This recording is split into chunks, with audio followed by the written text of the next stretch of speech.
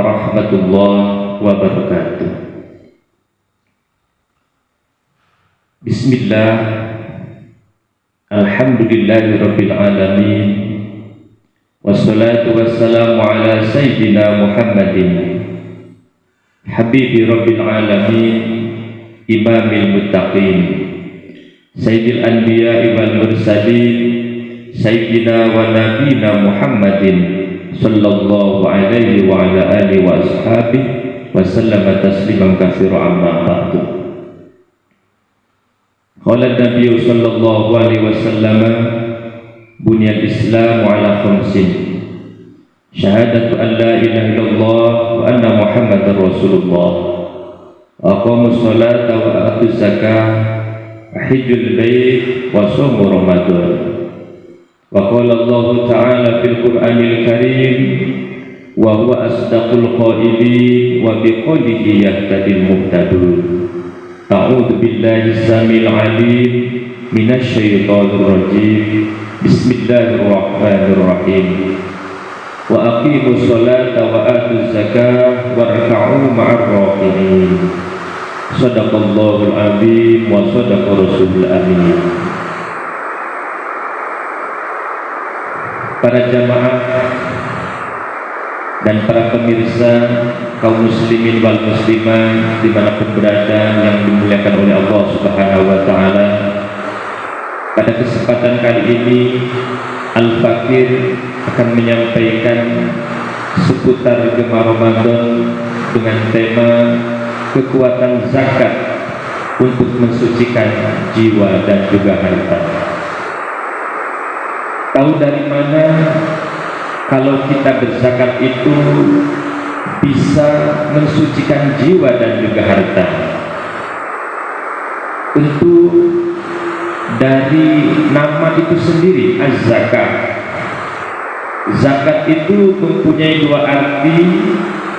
Pertama at-thaharah dan yang kedua an-nubuh. At-thaharah artinya sesuatu yang suci dari dalam dan bersih di luarnya. Jadi ada yang bersih luarnya saja tapi dalamnya kotor, tidak suci. Misalnya, maaf, hewan yang haram itu contohnya anjing atau babi. Nah, kalau hewan tersebut misal dibersihkan, dimandikan, dicuci atau bahkan disisirin sekalipun, maaf, kira-kira bersih atau tidak? Bersih.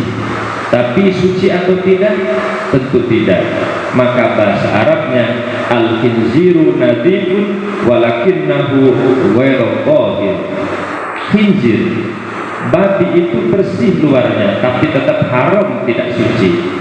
Sama dengan manusia, misalnya pakai dasi, pakai jas, bersih dan rapi, cuma maaf hatinya barangkali kotor, ternyata dia pencuri, dia datang ke kantor untuk korupsi, datang ke kantor untuk menipu, pakaiannya bagus, disebut orang yang bersih tapi tidak suci.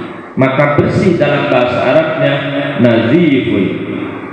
Tapi kalau sudah suci, suci dalamnya, bersih luarnya, disebut tahirun. Sifatnya disebut dengan taharah. Kata Allah, kenapa zakat disebut dengan zakat? Wa aqimus shalah wa atuz zakat. Karena zakat mempunyai fungsi membersihkan kotoran di hati kita, sehingga tidak terlampau loba, terlampau rakus, terlampau tomak dengan urusan harta, tidak diperbudak oleh harta. Jadi kalau kita ingin tidak diperbudak oleh harta, karena kadang capek mikirin harta, dihitung lagi, terus dihitung dan dihitung. Padahal yang ada pun belum tentu dipakai oleh dirinya. Dan padahal kata Nabi Muhammad SAW, orang yang bisa makan di hari itu sudah disebut orang yang kaya.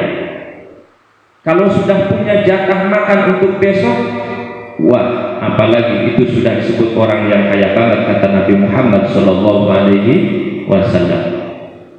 Jadi memang kadang ada orang yang diperbudak dengan hartanya, hartanya dihitung lagi dan dihitung lagi. Dan yang paling bahaya adalah ketika dia sudah pelit dengan dirinya sendiri. Hartanya banyak tapi tidak dipakai, tidak kepakai oleh dirinya sendiri. Semisal dia sakit dan sakitnya sudah parah banget, sudah parah, suruh berobat tidak mau, berobat ke rumah sakit pun tidak mau, katanya cukup dengan obat generik. Berobat nggak mau, ini nggak mau, itu nggak mau, sehingga tersiksalah dirinya padahal hartanya banyak. Dan ternyata orang yang seperti itu adalah orang yang sangat merugi, dan banyak sekali orang yang seperti itu karena sudah diperbudak oleh hartanya sendiri.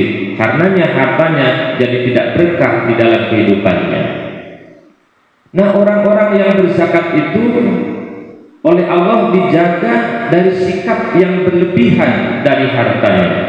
Jadi seakan-akan harta itu hanya dibuat oleh Allah Subhanahu wa taala mencukupi semua kebutuhannya, pas, dan orangnya pun tenang, bukan kurang tapi pas. Pas dia pengen sesuatu ada, pas dia butuh ini ada, pas dia ingin naik kendaraan, kendaraannya pun ada, pas dia ingin makan, makanannya sudah ada, cuma tenang. Pas mau dibagikannya pun hartanya, mau dikeluarkannya itu hartanya untuk zakat, dia hatinya tenang, keluar dengan ikhlas karena Allah Subhanahu wa taala. Jadi dia merasa harta ini bukan sesuatu yang penting dalam hidupnya, dalam arti tidak tergantung pada harta benda, tapi dibuatnya harta tersebut mengikuti irama dalam kehidupannya. Dan yang paling dahsyat adalah kata Allah, saat dikeluarkannya itu harta bukan sekedar membuat kita terhindar dari sifat loba, rakus ataupun tobat terhadap harta tersebut dan menepis racun yang ketergantungan terhadap harta tersebut, tapi ternyata yang kedua, harta itu bisa mengembangkan dalam bahasa yang indah, yaitu an-numu. An-numu itu artinya jumlahnya banyak tapi manfaatnya seimbang. Kan ada yang jumlahnya banyak tapi tidak ada manfaatnya sama sekali. Tapi an-numu ini ketika Allah tambah, kepakai oleh dirinya, nambah, ada manfaatnya untuk dirinya. Kalau tidak kepakai, bisa kepakai buat istrinya, tidak kepakai untuk dirinya, kepakai buat anaknya, tidak kepakai untuk dirinya, bisa juga kepakai untuk saudaranya, tetangganya, dan seterusnya. Itulah zakat. Jadi ketika Allah tambahkan, selalu ada manfaatnya. Itu arti daripada zakat atau haroh dan an-numu. Sehingga dengan berzakat, zakat itu akan mensucikan jiwa dan juga harta yang diberikan oleh Allah kemanfaatannya. Dan mudah-mudahan dengan zakat tersebut menjadikan keberkahan bagi kita semua. Mudah-mudahan kita selalu mendapatkan bimbingan dari Allah Subhanahu wa taala dan menjadi orang-orang yang selalu dipandaikan dan dimudahkan untuk selalu mengeluarkan zakat, sehingga kita termasuk orang-orang yang disucikan oleh Allah Subhanahu wa taala dari jiwa dan harta kita. Barangkali itu saja yang bisa saya sampaikan, lebih kurangnya mohon maaf. Mudah-mudahan bermanfaat. Rubbama hadza astaghfirukum kullal afwi. Wassalamualaikum warahmatullahi wabarakatuh.